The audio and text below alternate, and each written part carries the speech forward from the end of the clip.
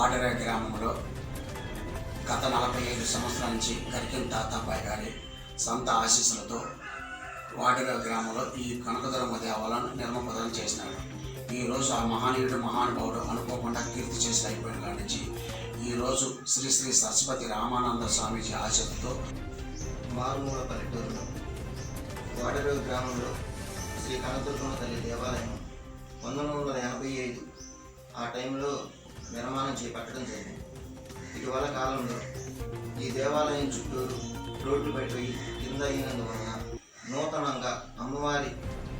పునఃప్రతిష్ఠ నూతన దేవాలయం నిర్మాణం చేపట్టడం, అది కూడా మన స్వామీజీ రామానంద